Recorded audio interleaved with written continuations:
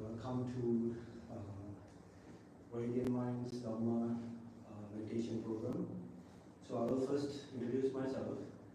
I'm Bhante Mahindavijaya. I'm a Theravada Buddhist monk, and I'm the abbot of Theravada Buddhist monastery, Forest Monastery in Kandy, Sri Lanka. So today we are going to meditate together. So I'm thinking of doing 3 meditation sessions with you. So first one will be loving kindness meditation, and then we will be doing meditation on impermanence. It's a vipassana meditation. So I will explain how we are going to do that, and then finally we will do breathing meditation. So these 3 meditation techniques are rooted in the Theravada tradition. Since we have a very little amount of time, I will quickly explain the roots of this tradition. So it is rooted on the Buddha's teachings. Right? So the Buddha is the one who found this technique, and he guided us on how to achieve enlightenment. So in this technique, we have to understand something, and I will briefly explain that. So the Buddha said that all our minds are radiant. So that's one of the reasons I named this program Radiant Minds. So all minds are radiant. He gave a simile to describe that. The simile of a goldsmith, the one who purifies gold. So gold in nature is radiant, right? Can you agree with that? Gold is radiant. But how do you find gold in the mines? It's contaminated with impurities, right? The gold, it doesn't glitter when you take gold out of the earth. You have to take it through the purification process. So when you purify the gold, it would start, it would become radiant and it would glitter. But the contaminated gold does not glitter. So our minds are like that. Mind is radiant in nature, but it is contaminated with all the impurities. Just like gold is contaminated with dirt and other pieces of metal, and it's found in nature being contaminated. But the nature of gold, the pure nature of gold is that it is radiant. It glitters and it's beautiful. So the minds are like that. So the Buddha, he taught this in a sutta. So a sutta is a teaching of the Buddha. So I will read it out to you. He said, monks, this mind is radiant, but it is corrupted by incoming impurities. An unlearned ordinary person does not truly understand this. So I say that the unlearned ordinary person has no development of the mind. So this was said by the Buddha. The meaning is, the Buddha said, this mind is radiant. So all our minds are radiant. But the mind is corrupted by incoming impurities. That means it's like a guest coming into our house. So a guest is not a part of the house, right? He's an incoming, somebody who's incoming into the house. So impurities are like that. They can be removed. They are not a part of the mind itself. So if the impurities are a part of gold, we cannot remove them. Right? Impurities are external. They can be removed. They are incoming impurities. So our minds are corrupted by these incoming impurities, and they can be removed, and we can purify the minds. That's what the Buddha tried to explain here. So if we do not have this vision, we will not try to purify our minds. We will not take the gold through the purification process. Only only if we understand that these things that contaminate the gold are incoming impurities which can be removed, only then we will take that gold through the purification process and get the pure gold out of it. Okay? So the mines are like that. They are radiant by nature, but they are corrupted by incoming impurities, and these incoming impurities can be removed.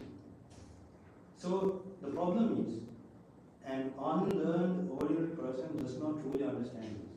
They think that these impurities are part of the mind or part of self. So they are not ready to give up these impurities. When they are angry, they think this is part of me. They are not ready to give up anger. When they are greedy, they are not ready to give up greed. They think that greed is part of themselves. When they have delusion, they do not think that this is an incoming impurity which can be removed. They think it's a part of themselves and they are not ready to give up delusion.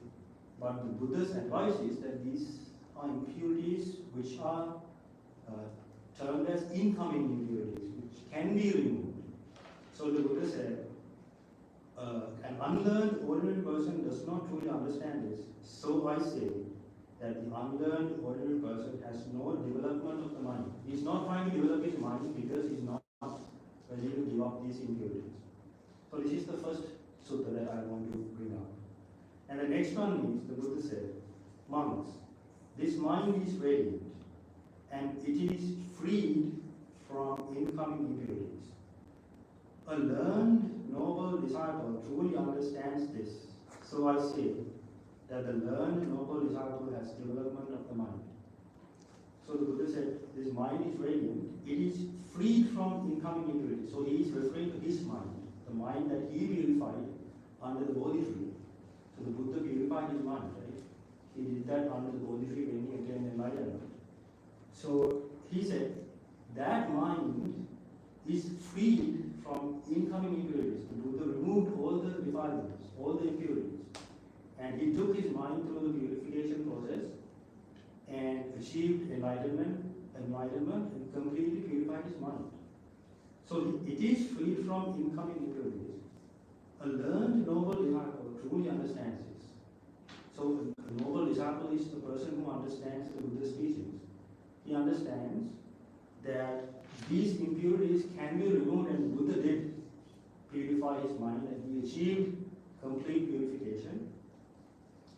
So the Buddha said, I say that the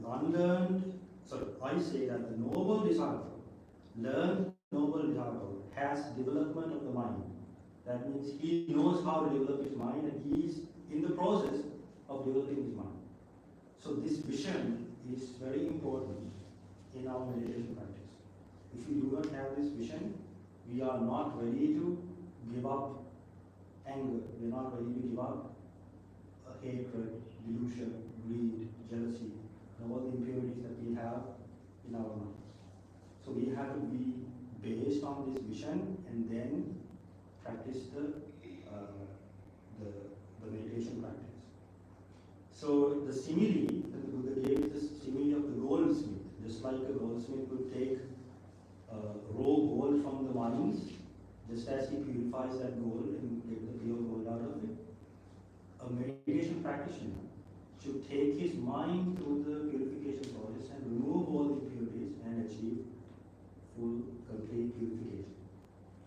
So this vision is number one. It is the key for this practice. So having said that, having that in mind, we will try to do the first meditation in this workshop. That is loving kindness meditation. So loving kindness meditation is kind of the most basic meditation technique that most people try to develop. And in this meditation, we try to develop loving kindness as opposite to hatred. So we are trying to remove the impurity which is called hatred or anger, and cultivate loving kindness as opposite to that impurity, so that we can remove and cleanse our minds from these impurities and achieve purification. Okay? So I will quickly bring forth another sutta that Buddha taught us. He said in this sutta that the benefits of developing loving kindness. So he said, monks, you can expect 11 benefits when loving kindness meditation has been cultivated, developed, and practiced. What 11? So there are 11 benefits of loving kindness meditation. So it is important to understand the philosophy. So what is the philosophy? These impurities can be removed and we can achieve purification, and the Buddha did that and he advised us to do so. And also we need to understand the benefits of this practice. So he pointed out 11 benefits of loving kindness meditation. So he said, number one, you sleep at ease. You can sleep at ease. So a lot of people find it very difficult to sleep, some people, right? So you sleep at ease. That's a benefit. And you wake up happy. So a lot of people, they have to go through hard times when they wake up in the morning. But you don't have to go through these difficulties if you have loving kindness. So the next benefit is you wake up happy. Number three, you don't have bad dreams. Number four, humans will love you. Non-humans will love you. Deities will protect you. You cannot be harmed by fire, poison, or blade. Your mind quickly enters concentration or samadhi. Your face is clear and bright. You don't feel lost when you die. So that's the problem. A lot of people, they get lost when they die. They cannot face death without fear. So, benefit of loving kindness. The 10th benefit in this case is that you do not feel lost when you die. That is the benefit. And the 11th benefit is, if you do not penetrate any higher, you will be reborn in the realm of divinity or the Brahma realm. So the Buddha said you will be born in the Brahma realm, exceeding the gods, deities, and reach the Brahma realm if you develop loving kindness meditation. So there are 11 benefits as said by the Buddha. So the Buddha said, you can expect 11 benefits when the loving kindness meditation has been cultivated, developed, practiced. So now we have the basic philosophy understood. That means these impurities are not a part of our minds, they can be removed. And the Buddha did so. And there are benefits of practicing this meditation. So in this loving kindness meditation, the way we do this is, we will wish that,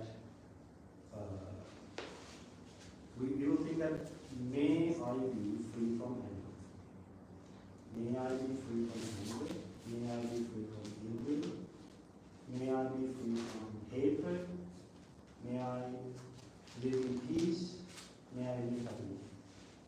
So we need to cultivate that positive thought.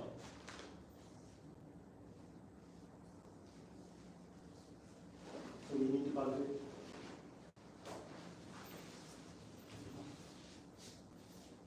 So we need to develop a positive thought and come on in.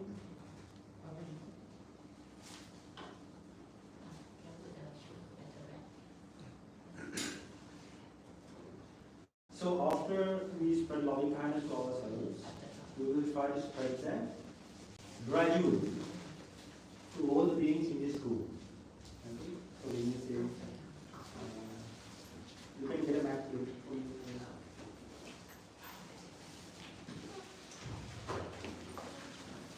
So first we spread loving kindness towards ourselves, and then we expand the radiance of loving kindness, all the beings in this room. So when we say all the beings, all the participants, and there can be a lot of beings, like ants, spiders, beings we cannot even see. So we will wish that may all beings in this room be free from anger, be free from hatred, be free from jealousy. May they live in peace. May they live happy. And then we will expand the radiance to all the beings in this city, okay, this area. May all of them be well and happy. May all of them be free from suffering. May all of them be physically and mentally happy. And then we will expand the area to spread metta to all the beings in the country, and all the beings in the world, and all the beings in the universe. Okay. So I will, when I ring the bell, we will start spreading loving kindness to ourselves. And we will keep on spreading loving kindness to ourselves, and then after like 1 minute, I will ring it again. Then we will expand that to all the beings in the room. And we will continue to do that for 1 minute. And then I will ring the bell again. Then we will expand the radiance of loving kindness to the next level, all the beings in the area, in the city. And then do that 1 minute. And let's go to the next level, like that. We will spread metta to all the beings in the entire universe. Okay, let's start now.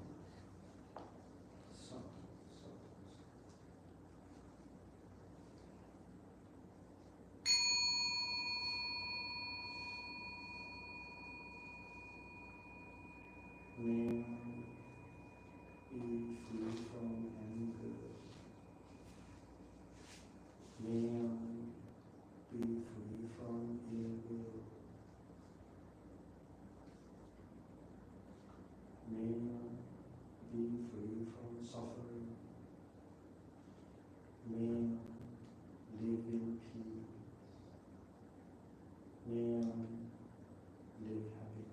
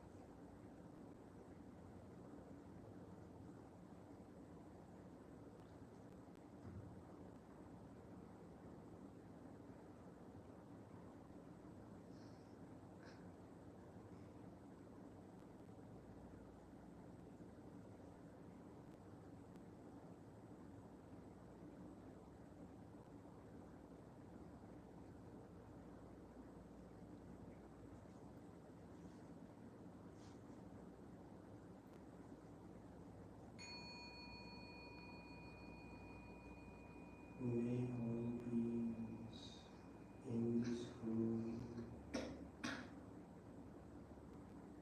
be free from anger, be free from ill will, be free from suffering. May they live in peace. May they live happily.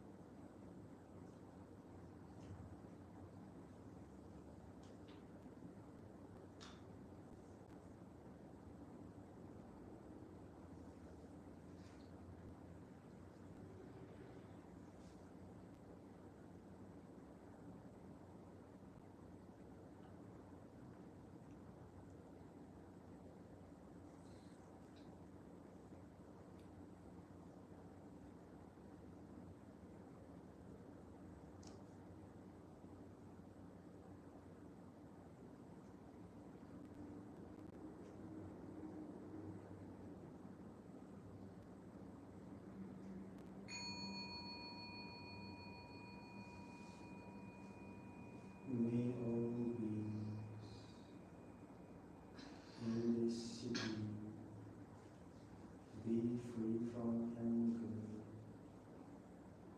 Be free from ill will. Be free from suffering. May they live in peace.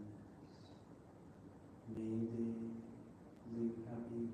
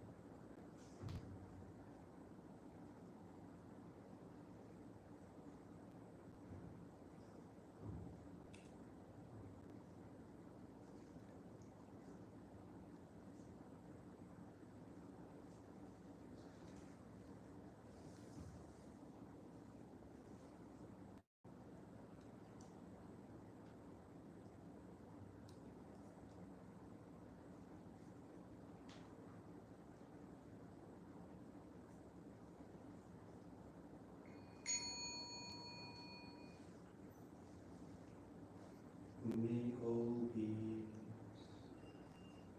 in this country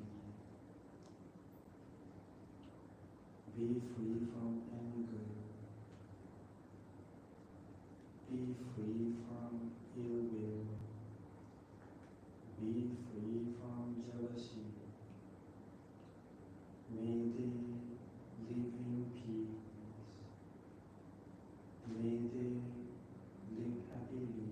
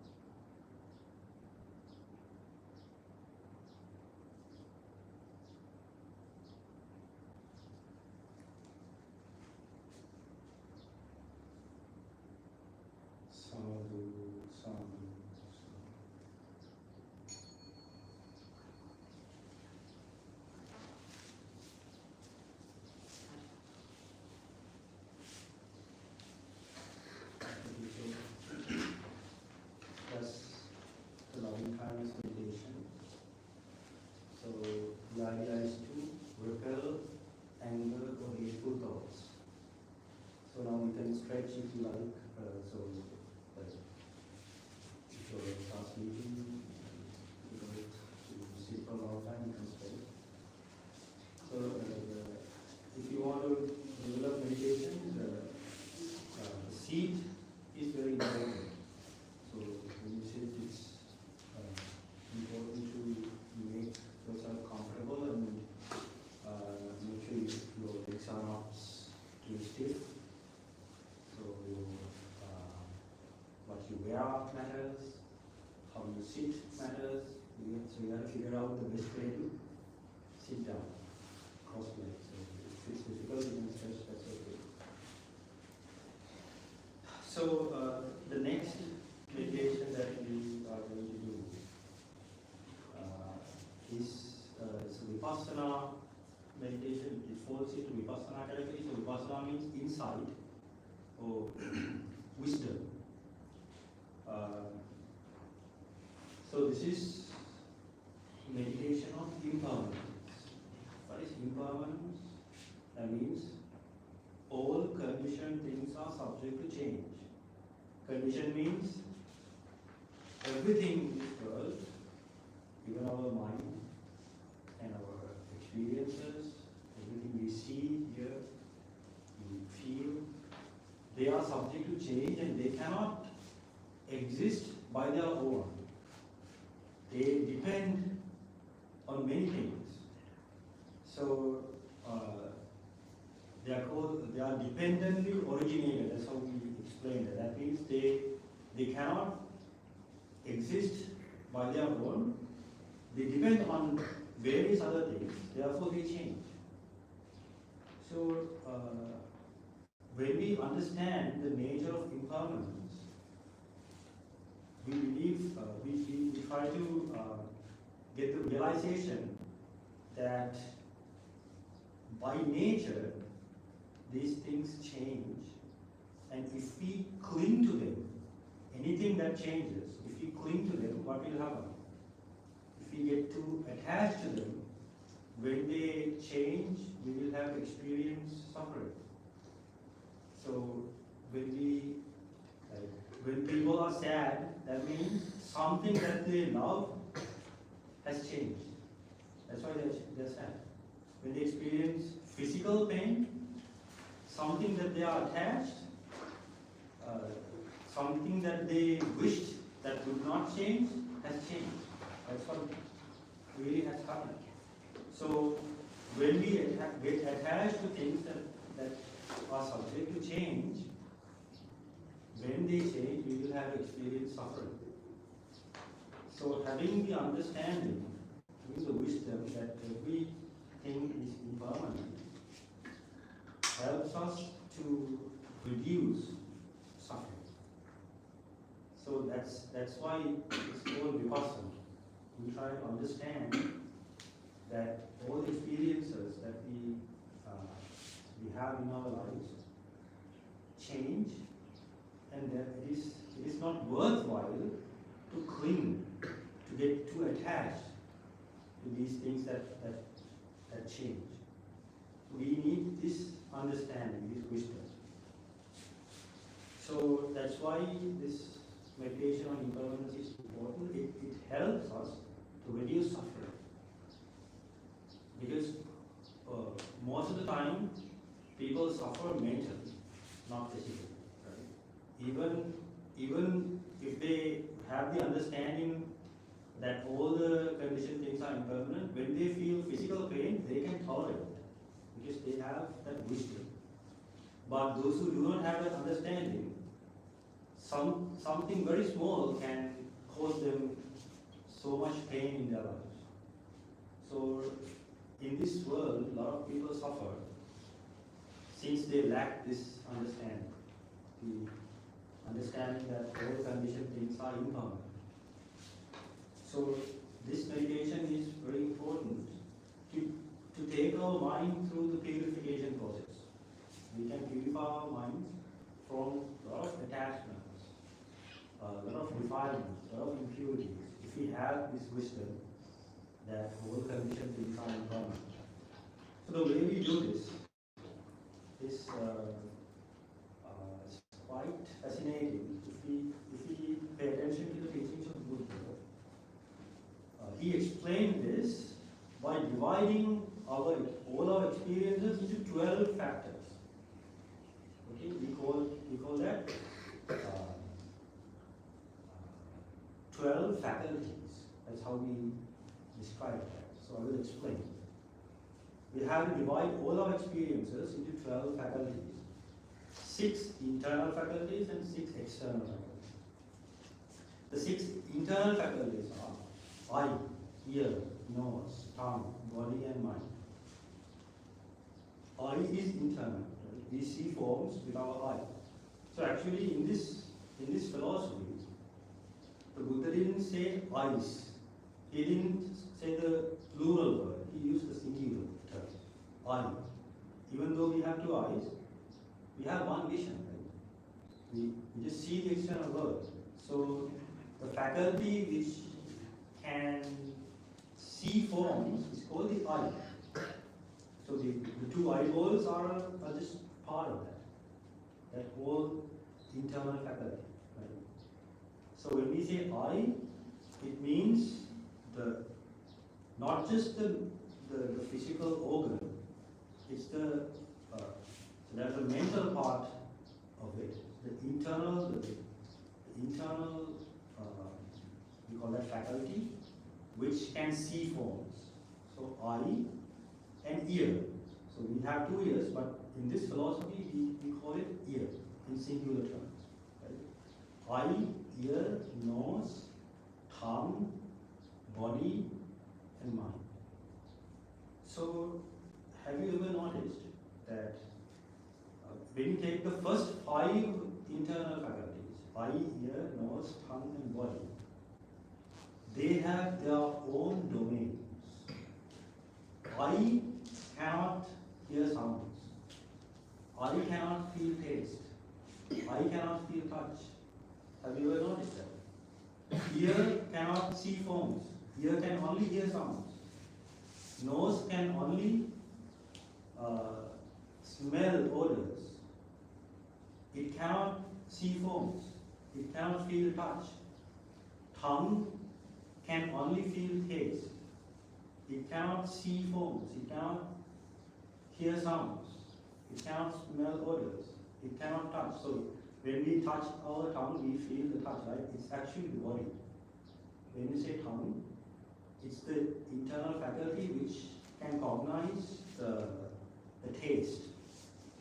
So these first 5 faculties are mutually exclusive. That means they have their own domains. Eye can only see forms, ear can only hear sounds, nose can only smell odors, tongue can only taste, body can only touch. But the mind, it has a connection to all these first 5 faculties. Whatever we see can be brought as a mental object, right? What we have seen, we can just quickly get that into our mind as a mental object. What we have heard can be quickly taken into our mind as a mental object. So mind is connected to all these first 5 faculties. So this is how it works. When we divide all our experiences like this, we can get the understanding that these experiences are actually non-self. That means we do not have autonomy on these. We don't have 100% full control over these faculties. They have their own way of existence. So even though we think that we can live our lives the way we want, that is actually an illusion. There is a mechanism how all these things work. So the Buddha explained that these internal faculties, they are not permanent, they change. since the eye change, we can see forms. If the eye does not change, we cannot see forms. Like we can see different things, right? Yesterday we saw different things, and today we see something else, and tomorrow we will see something totally different. That's because our eye changes. Ear changes, nose changes, tongue is impermanent, body is impermanent, and mind is also impermanent. That's why we can use our mind to interact with all these things. So even the mind is impermanent. And what about the things we see? Forms, are they permanent? All right. Forms are impermanent. The sounds we hear are impermanent. The smells, tastes, touch, and the mental objects we have. We have the mind and we have the mental objects. They are impermanent. So we divide this into two. All our experiences can be divided into these 12 faculties.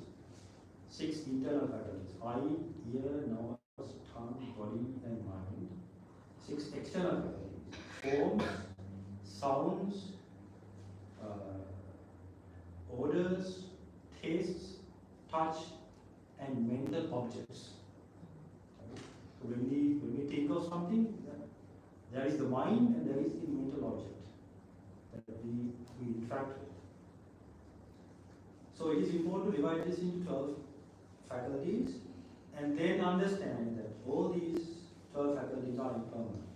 And all our experiences, whatever we experience in the past, throughout our life, whatever we experience right now, and whatever we will experience in the future, all will depend on these 12 faculties. So it is important to understand that all these 12 faculties are impermanent, and all our experiences are impermanent. So if they are impermanent, then is it worthwhile to cling to these experiences and be obsessed with all these experiences and have delusion, have attachments? Is it worthwhile? It is not worthwhile, right? So that wisdom is important to reduce suffering. When we have this understanding, it is easy to let go.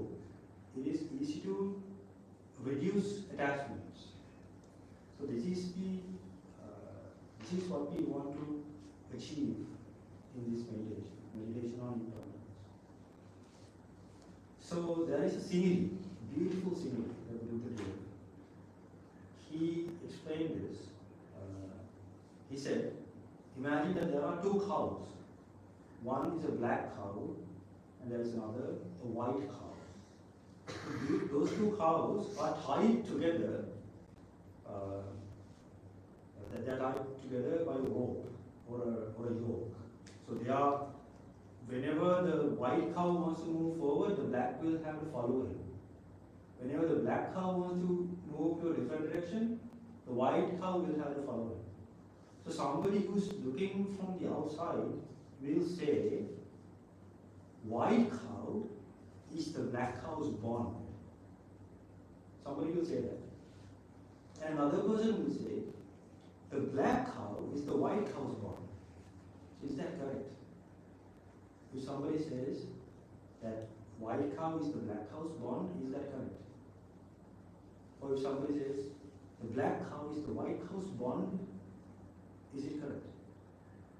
Do you think it is correct? In somebody? Do you think it is correct? So what should be the right way to explain that? Is the white cow the black cow's bond? Is the black cow the white cow's bond? The Buddha said it is not the correct way to explain that. There is a rope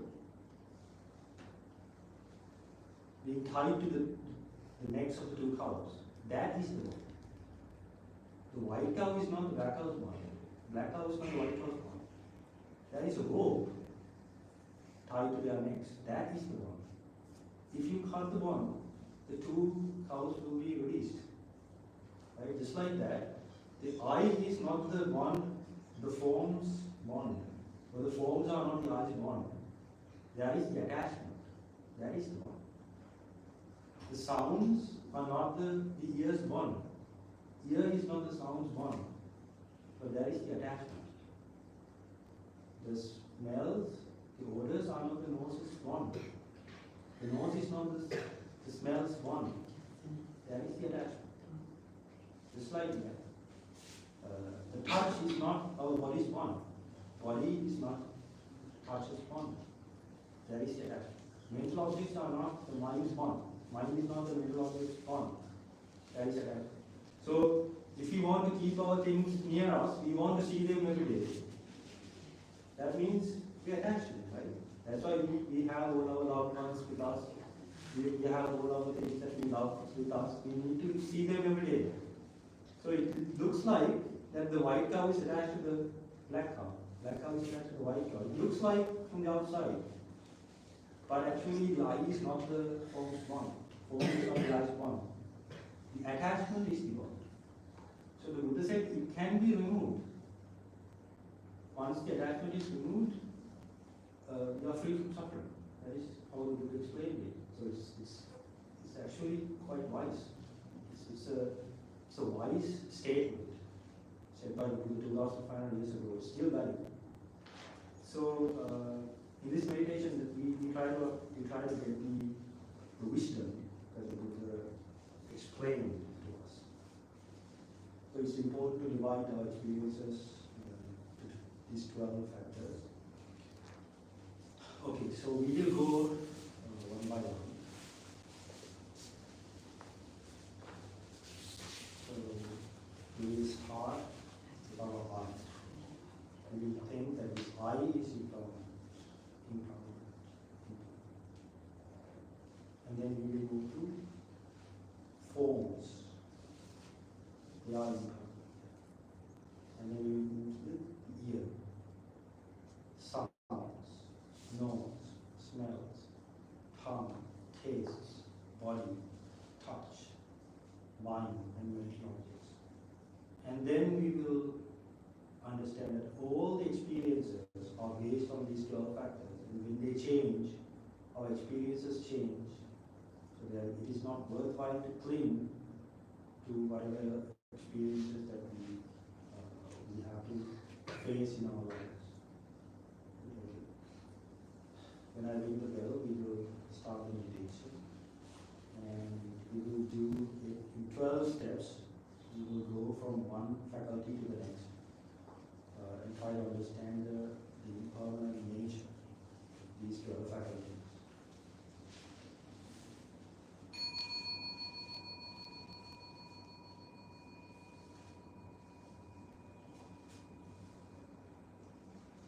The eye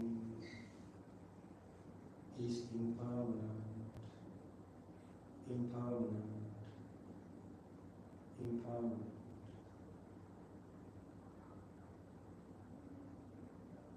The eye is impermanent, impermanent, impermanent. The eye is impermanent, impermanent, impermanent.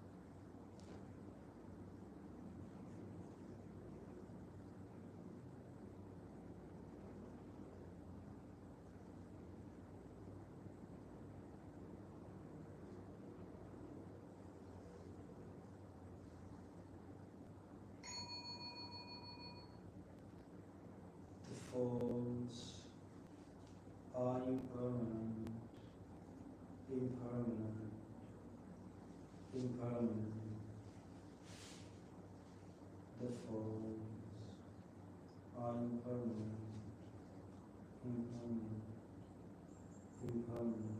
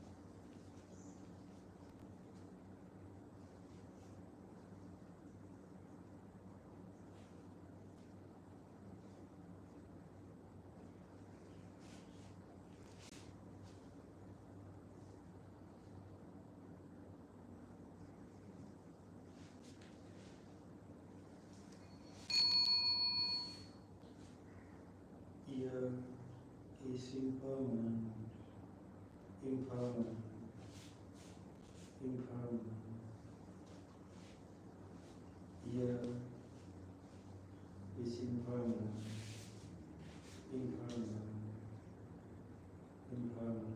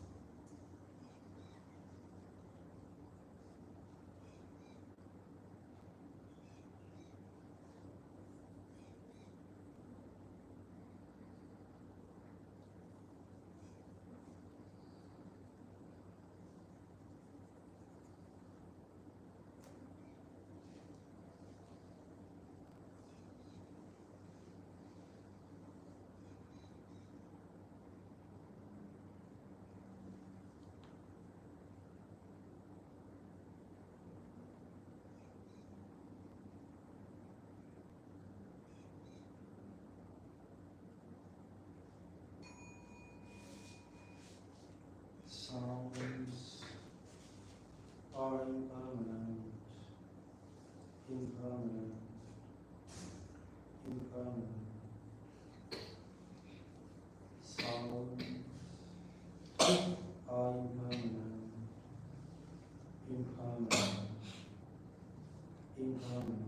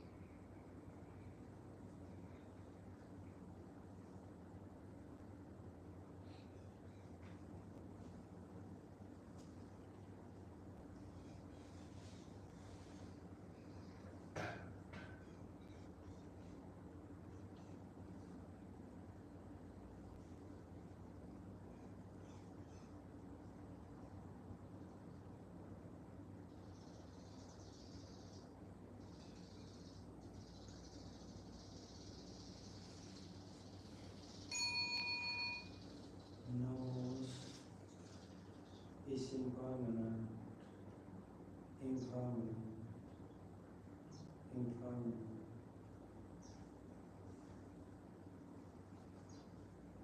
Nose is impermanent, impermanent, impermanent.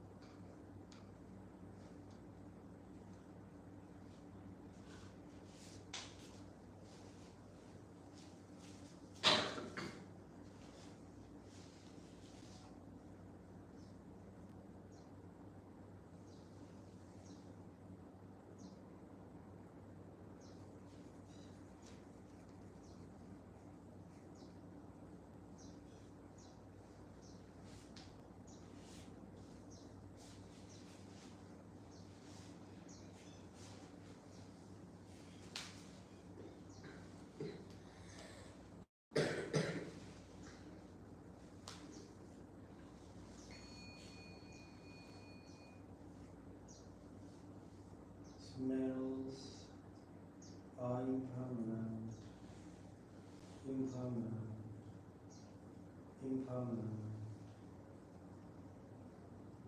Smells are impermanent, impermanent, impermanent.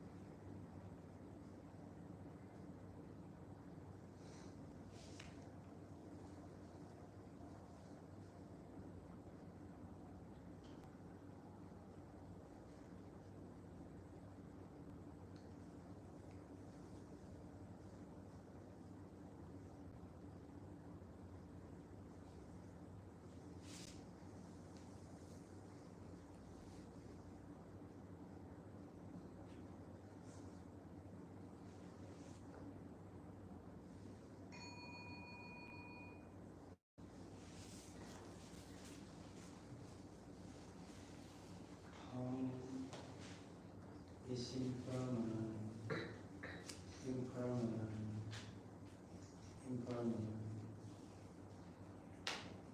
Tongue is impermanent, impermanent, impermanent.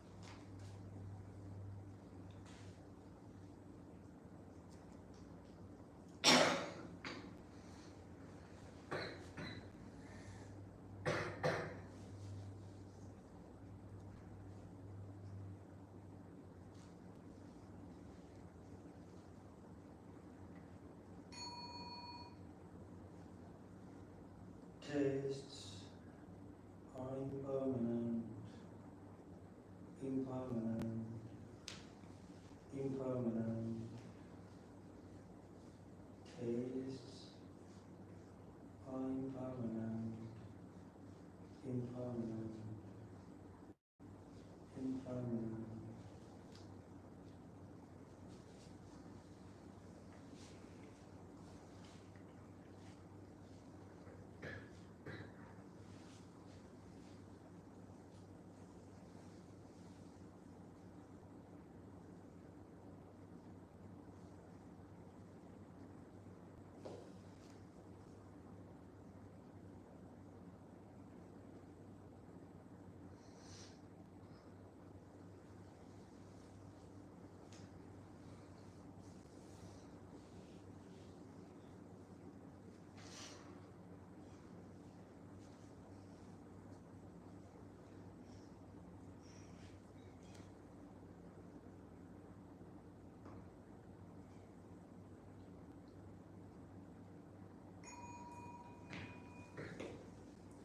Body is impermanent, impermanent, impermanent. The body is impermanent, impermanent, impermanent.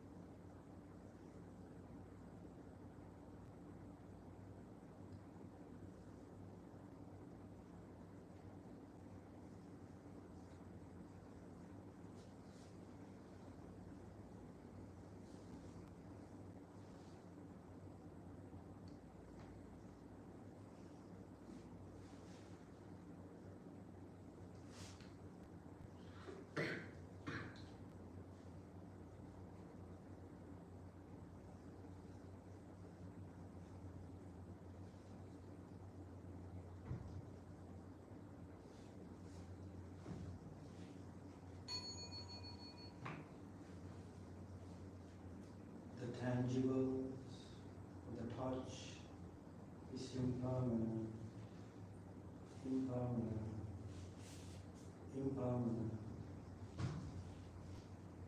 Touch is impermanent, impermanent, impermanent.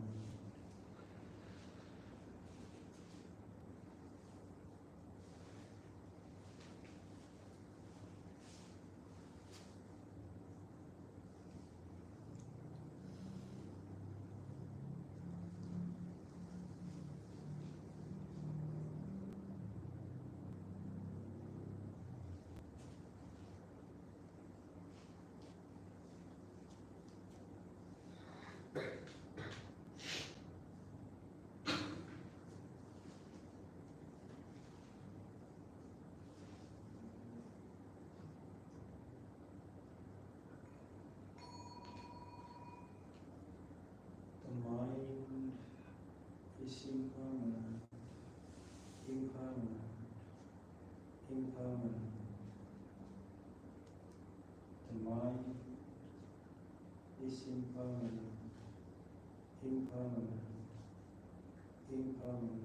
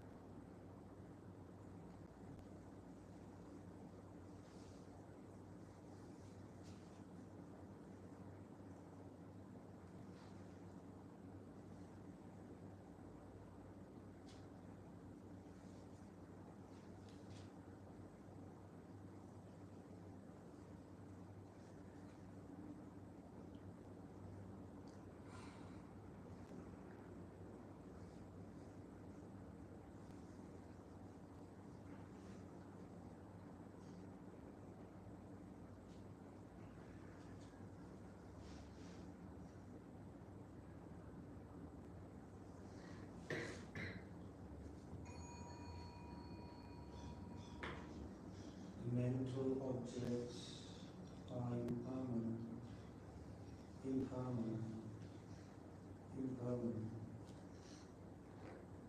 All mental objects are impermanent, impermanent, impermanent.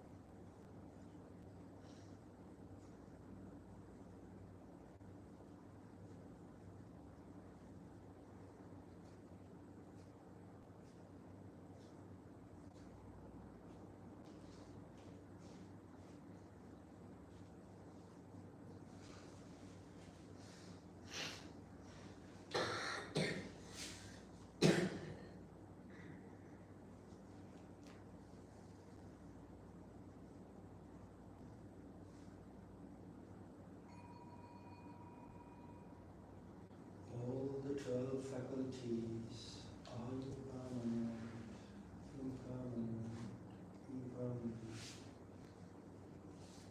All the 12 faculties are impermanent, impermanent, impermanent. All the 12 faculties are impermanent, impermanent, impermanent.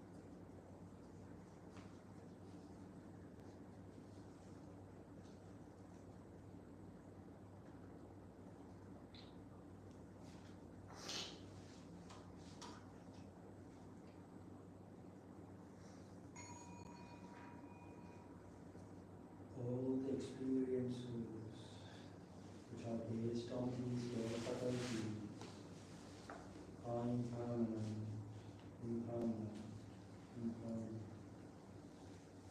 All the experiences that are based on these 12 faculties are impermanent, impermanent, impermanent.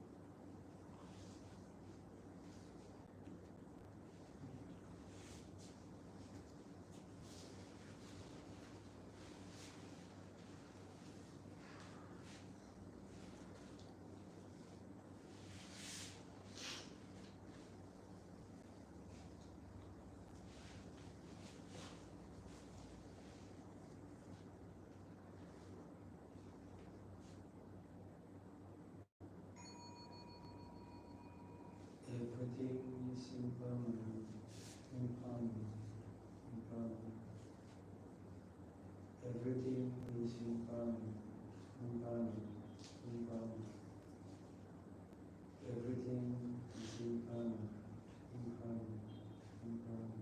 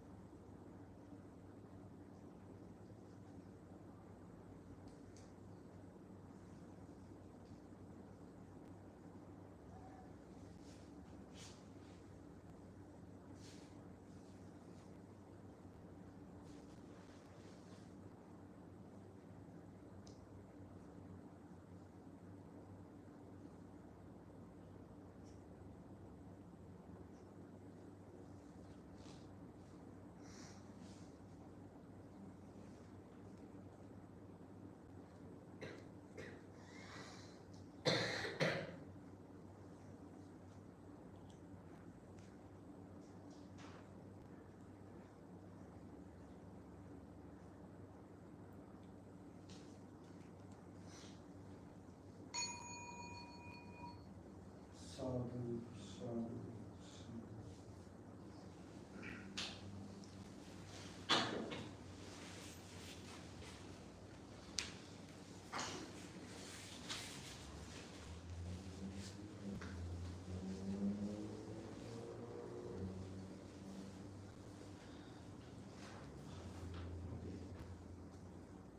That is how we do the meditation on impermanence.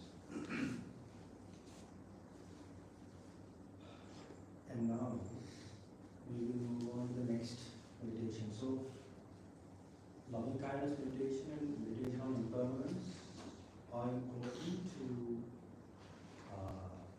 In one side, we try to remove aversion and anger and these negative thoughts by developing loving kindness, and by developing wisdom through the meditation on impermanence, we try to bring wisdom forward and to create a mindset that will help us to deepen our practice. So with that in our mind, we can move on to the next meditation, that is breathing meditation.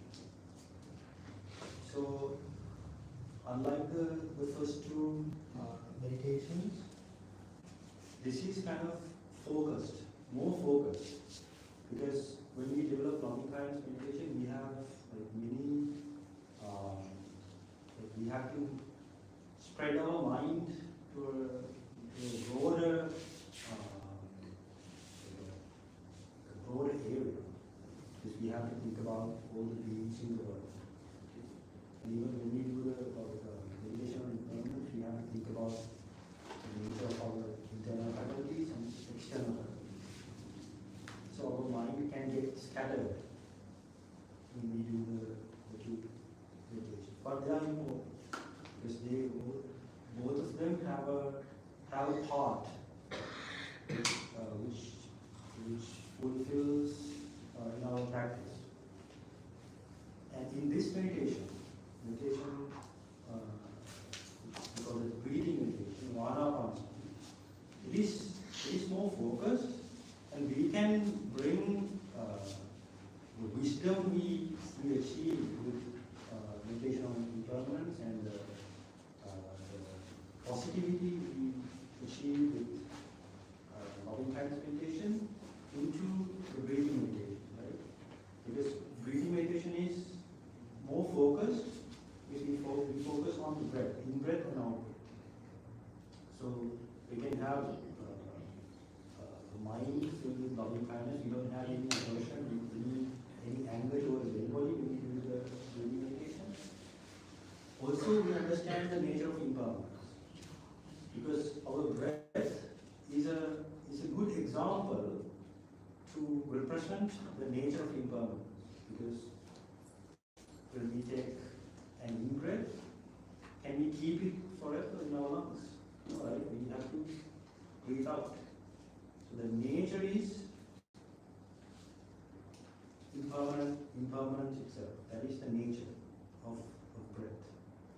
So when we take an in-breath, We have to breathe out. When we breathe out, we cannot stay like that for a long period. We have to breathe in. So it goes in and out, and that's a living example of impermanence. Right? That's an experience that we have in our lives, which can help us to gain the insight. Okay? So the way we do this meditation is we have to relax and let our mind be still. Okay? We don't want it to become scattered and go here and there. We need our mind to be with the in-breath and the out-breath. So when we breathe in, we have to be aware that we are breathing in. And when we breathe out, we have to be aware that we are breathing out. So that awareness has to be there throughout the meditation. Whenever our mind wanders to different ways, we have to quickly get it back to the meditation object. So what is the meditation object? Breath. In-breath and out-breath. That is the meditation object. We have to keep our focus, keep our attention and our awareness on the in-breath and the out-breath. So sometimes we breathe without any intention, right? We naturally breathe without even thinking about it. So that's kind of a part of that's a part of our body, actually. Breath. So we unintentionally breathe. Also, we can do it intentionally. Like that. So it doesn't matter whether you breathe intentionally or unintentionally, it doesn't matter. What is important is to be aware of the breath.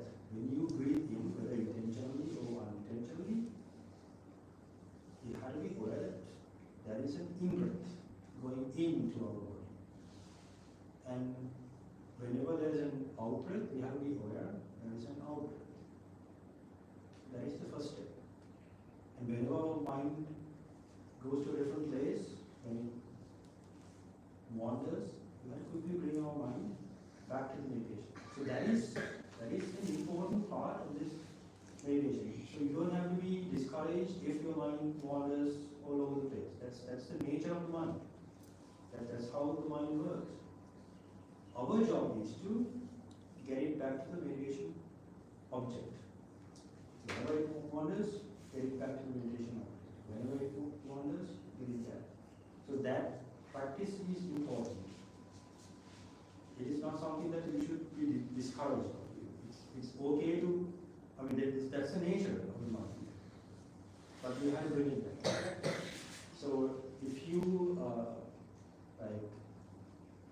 take a cow through a paddy field, the cow will not do whatever you tell it to do, right? It wants to go to the field and eat the grass. But your job is to hold the cow so that it won't destroy the field. You have to take it to the right destination. Just like that, the meditation, you have to be aware of the in-breath and the out-breath and continue meditation. Whenever your mind wanders, bring it back to the original meditation object. So that's an important part of this meditation. And the next thing is, if you can improve your attention towards the meditation object, that is in-breath and out-breath, you will understand that some breaths are long compared to the other breaths. So, and also there are shorter breaths. Whenever you breathe short, you know, okay, this is a short breath. Whenever you breathe in and if that is short, you know, okay, this is an in-breath, it is short. Sometimes the breath is long. long breath. So whenever that happens, you have to be aware of this is long breath. Whenever you breathe out, if it's a long breath, you have to be aware that this is a long breath. So this is what you have to be aware of. This is how you should focus your mind in this meditation. And you have to have the loving kindness be developed with you previously. And also you have to have the wisdom that all conditioned things are impermanent. That wisdom also should be there with you when you do this meditation. Okay?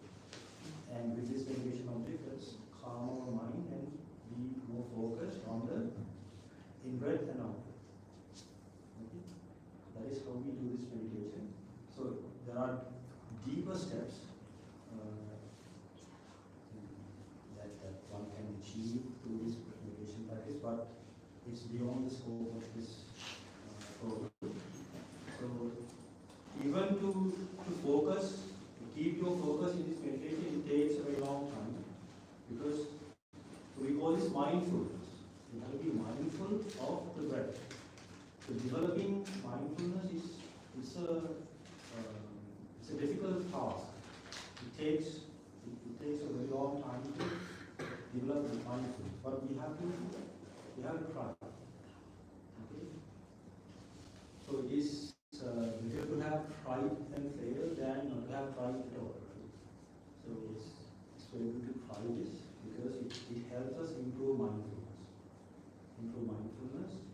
and improve loving kindness and improve wisdom, that all the conditioned things are impermanent. So that will help us to improve tolerance.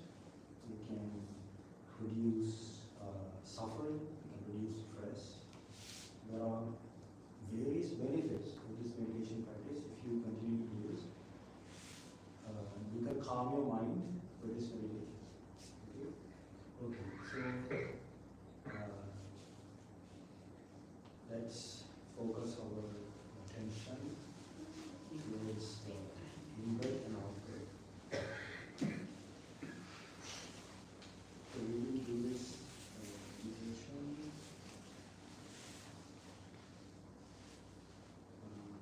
for 20 minutes straight.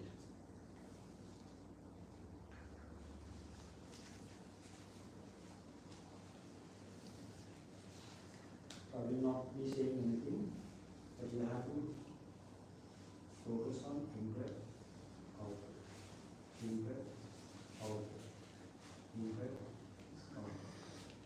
Okay.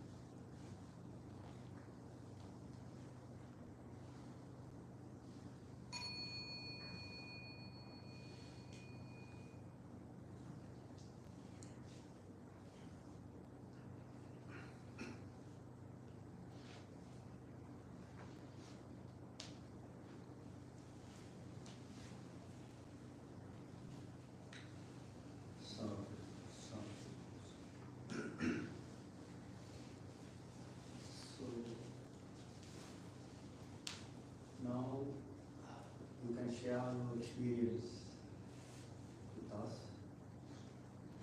And if you have any questions, you can ask. So we have another hour to complete this program. So we did loving kindness meditation, meditation with governance, and breathing meditation. So we will do another meditation session later. If you have anything to clarify now, you can ask. Did you find it difficult to focus? What did you experience? Anybody like to share? Did you feel sleepy? Was it your mind wander all over the place? I found difficult when I'm getting focused. Like I just focus, but I just keep my head spinning. Like You felt headache? yeah, Okay, so is it because did you try to see your nostrils with your eyes, or like did you try to focus your in my eyeballs here? brain. I focus in my brain. Is it just the mind or your eyeballs? Because sometimes when people do breathing meditation, they try to with the eyeballs they try to look at the nostrils, and then it will start. You will feel a headache. Is it because of that or the No, different? it's different. It's just one side only. Here, I feel like that. That's why. So if it continues to Because this one is my first time. your first time, Yeah, that's Yeah. why. you cannot see just doing One time. one time only. So usually, what did you what did your mind feel? Did you feel like did you experience drowsiness? Like if you was it like that? Did your mind become lazy with the breathing meditation? Did anybody experience that? No. But I feel very like flowing. I don't like going to flow. Yeah, that is also possible. I mean, sometimes we also experience that, and that's a normal thing because like we are not used to this practice. So your body has to be still and your back has to be very straight when you do breathing meditation. So if your meditation posture is not stable, then that can happen. So it's because your posture is not stable. So it's good to usually it's good to elevate your hips a little bit when you sit down. Because I have my cushion elevating my hip, and it's much more comfortable when I have that cushion, because some people need that cushion. Some people not. I mean, it's different from person to person. So you have to figure out the best meditation posture for you. So if your posture is stable, then you won't feel that instability. So most people experience drowsiness when doing breathing meditation. It's because it is a subtle meditation object. It's not easy to focus on, because if you focus on this, it is not difficult. Right? It's there in front of you. You can focus. You can look around it. But the breath can suddenly disappear. Like you have to always be aware of with your mind in order to focus on the breath. So that's why some people like when they keep on focusing on the breath, sometimes it might disappear. The breath might disappear and you will just float without a clear thought, and then suddenly it will come back. So it's because that the object is subtle. Breath is subtle. So it takes time to make your mind familiar to this meditation. So if you get familiar to this, then you will be able to focus on this breathing meditation and continue that for a long period. So in this breathing meditation, I didn't tell you that before because I wanted you to experience this first. So we will do this again.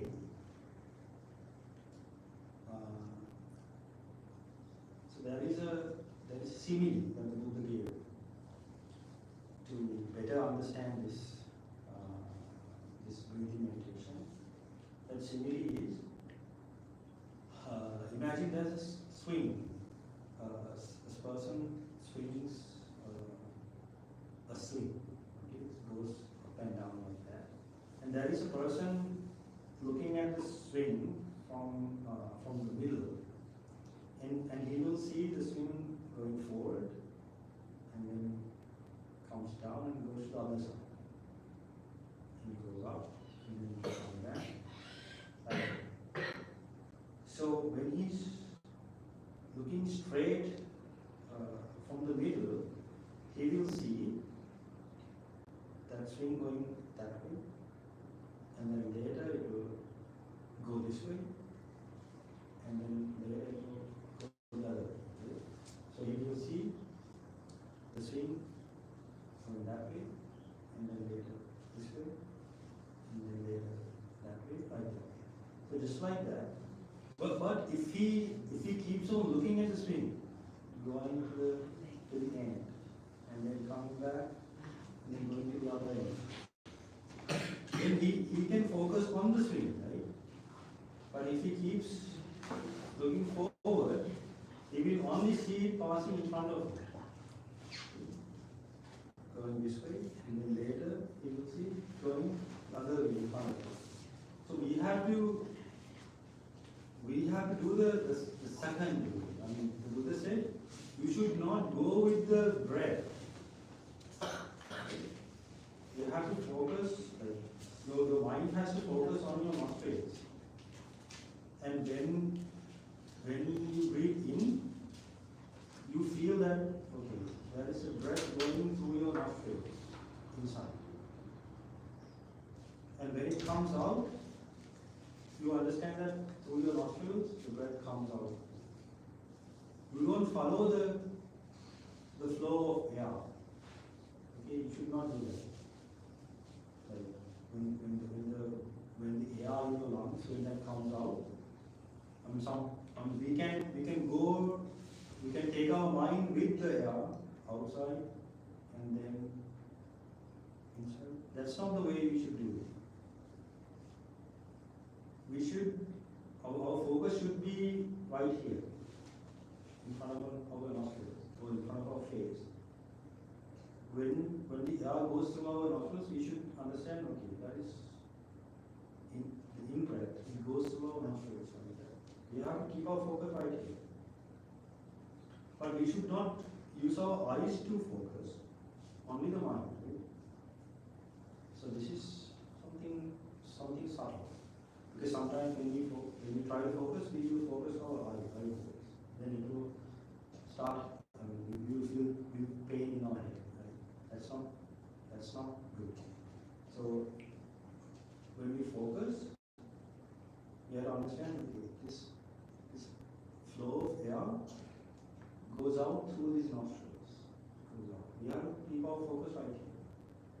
And then when the breath goes in, we know that the in-breath goes through this place, our nostrils, to the inside. Like that. And there is another simile that the Buddha gave to explain this. Imagine a carpenter. He's trying to cut a piece of wood with a saw. Okay? So when he's cutting the piece of wood with the saw,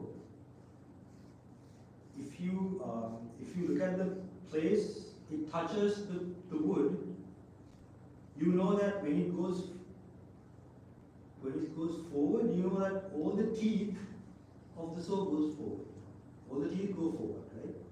And when the carpenter pulls it back, it goes the other way, and you know that all the teeth go up.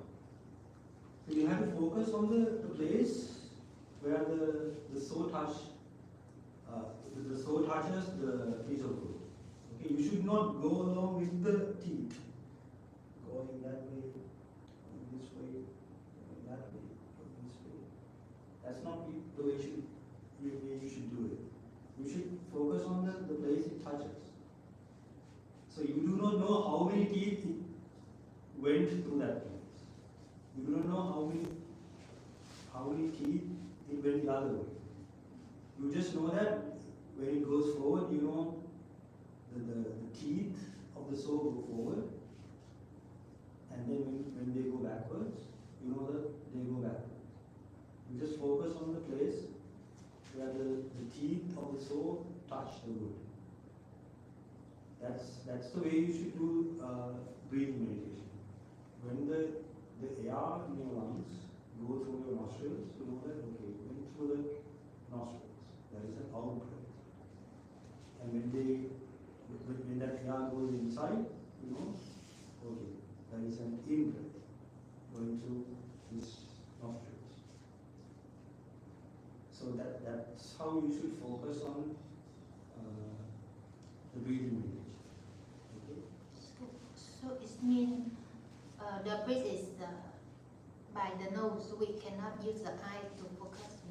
Use the nose and the brain to focus. Yeah, you should have your mind focus on your nostrils, Not use the not eye. the eyeballs, because you will feel the pain in your head if you try to focus with your eyes. So try to first try to understand how to do that. You need experience to figure out the right way to do that. You cannot understand without trying. So now you have some experience. So you try to correct your mistakes in this session.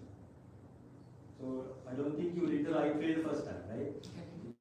There has to be some things which were not done properly in the previous session.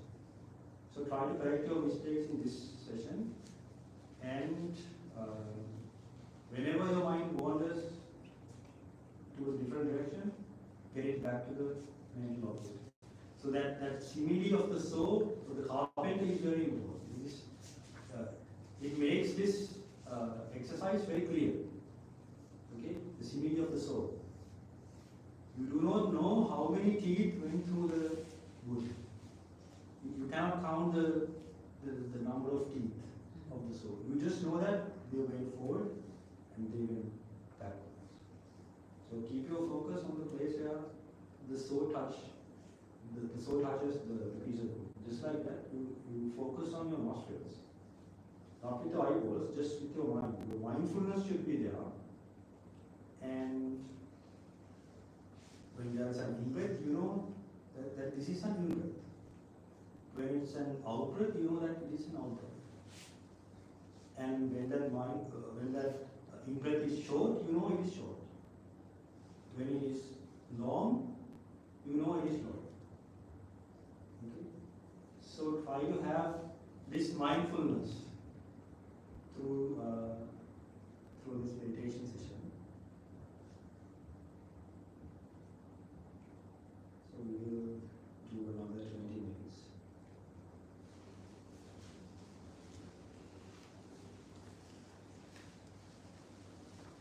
So if you like to stretch before the meditation, you can stretch. Off the mat is okay. Sorry? Off the mat is okay. Yes, fine. If it's too difficult, you can turn off the lights.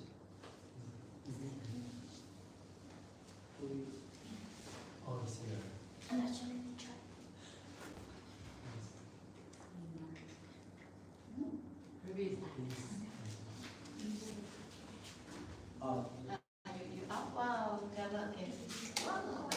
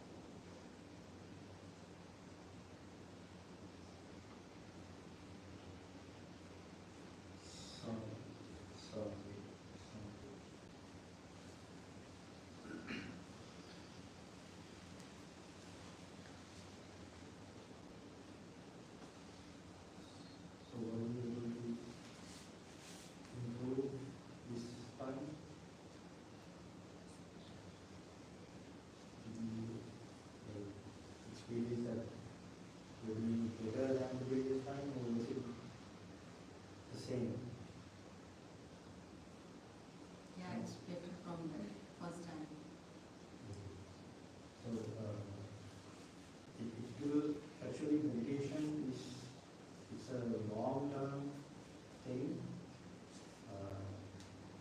but we have to improve little by little. We cannot like start meditating today morning and expert in the afternoon. That is not possible. But we gradually do this for a long period. It will be very beneficial and you will be good at it. So now it's raining outside. So what happens? So imagine it's not raining and it's so windy and there will be so much dust outside. And suddenly it starts raining, what will happen to all that dust? It will disappear, right? And all the dust will disappear and the environment will become cool. So the Buddha said, breathing meditation is like that. We have all these unwanted thoughts in our mind. So we have to live with our day-to-day lives, and every time we will have to face different people in the society, and we have problems in our lives. So our mind will be like a windy day with all the dust. But when it suddenly rains, all that unwholesome, all that dust will disappear and the environment will become cool. So just like that, the Buddha said, this breathing meditation can subside all the, can suppress and calm your mind from all these unwholesome thoughts. So if we can continue this practice for a longer period, then you will start experiencing the true benefit of this meditation practice. So, before we wind up, I want to relate this to the core teaching of the Buddha. So the core teaching of the Buddha is the Four Noble Truths, the Four Truths. So the Buddha said that there are four truths that we have to realize. The truth, the noble truth of suffering, the noble truth of the cause of suffering, the noble truth of cessation of suffering, or the end of suffering, and the noble truth of path leading to the end of suffering. These are the four noble truths. Right? So, the whole purpose of this program is to understand that there are impurities in our mind which have to be abandoned in order to reduce suffering, or reach end of suffering. So there is something called suffering that we have experienced. So we practiced the meditation of impermanence. So we divided all our experiences into 12 faculties, right? So these 12 faculties are called suffering. In the Buddhist teachings, the Buddha said, the I is suffering, it is impermanent. And what is impermanent? It is suffering, because this I will not give us happiness all the time. It will grow old and it will die one day, right? So the nature of impermanence is it will end up in suffering. All the forms that we see in this world, there will a time will come in the future that we won't be able to see all the things we love anymore. So they are impermanent. So the Buddha said that all these 12 faculties are suffering because of its impermanent nature. So if we understand that all these 12 faculties are impermanent, and we cut the rope which is tied to the two necks of the two cows, yeah, so we can be free from all the problems that we face in our lives. So noble truth of suffering is the first teaching of the Buddha. And so that's a noble truth. Right? And the cause of suffering, the reason that we have to suffer is that there is craving, there is attachment. And that is the cause of suffering. It causes suffering. We will have to we attach to all these things which are impermanent, and we will have to face suffering again and again and again in our lives. So the cause of suffering is craving or attachment. So if we cut the rope and remove the bond, that is the end of suffering. That is what we have to achieve one day. And we will be free from suffering if that root cause is eradicated. That is completely removed. And in order to do that, there is a path we have to follow. That is called the noble truth of the path leading to the cessation of suffering. So the Buddha said it is threefold: virtue, concentration, and wisdom. Virtue means you have to live a wholesome life without causing harm to the society, without causing suffering to ourselves and others. That is virtue. Okay? You have to have good body actions, good verbal actions, and good mental actions. So based on that wholesome life, if we can develop concentration, now we try to develop concentration with our breathing meditation, right? We try to develop concentration.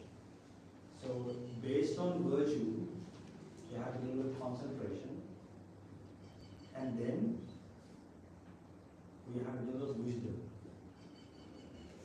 Try to understand the real nature of impermanence. See the samadhi, virtue, concentration, and wisdom. So if those three parts are developed completely, that rope can be cut and the two cows will be free. So I will not be the one of the forms. The form is not to be one that is in the I. So we will not be attached to anything in the world anymore, which will end suffering. So that is the core teaching of the Buddha. So all our practice that we did in this meditation program relate to these four truths, four noble truths. So it is important to understand that. So I hope this program gave you something to think about, and something to some light into your lives, which will benefit you in the future. So, do you have anything to share? Did you like it? Do you think it is beneficial? So,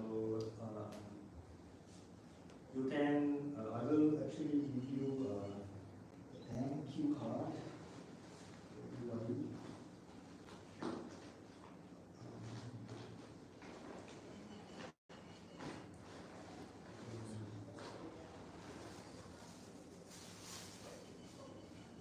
So in this card, I added the two suttas that I mentioned earlier. The first sutta is, monks, this mind is radiant, but it is corrupted by incoming impurities. An unlearned ordinary person does not truly understand this. So I say that the unlearned ordinary person has no development of the mind. The next one is, monks, this mind is radiant and it is free from incoming impurities. A learned noble disciple truly understands this. So I say that the learned noble disciple has development of the mind. So these are the two sutras. I hope that it will bring you wisdom into your lives, and it will help you to live a better life with less suffering. So thank you very much for participating in this program. Thank you so much to you also to arrange this beautiful program for us. And you come from all over the way. Just from arrived Sri this Lanka. morning. Thank you so much. Just for this session. For Sri Lanka. From Sri From Sri Lanka. Lanka. So after this, you are going back. So yes, tomorrow I'll be going back. So I have some friends in Sri Lanka around the Sri Lankan temple. So this year they place in the morning, and some of my friends. And today I met you, everybody. So after this session, so those who are interested to continue with the meditation practice, I understand that it will be coming down if there's a demand. So Yeah, so I will be doing online programs as well, so you can join. There is a QR code, you can visit our website. So I do online programs, online meditation programs, so you can find all the information in our website. So from time to time, whenever I have a program, I will share in our mailing list and our WhatsApp group, so you can find all the information in this website. So you have to spread the word. Yeah, can you please? Thank you.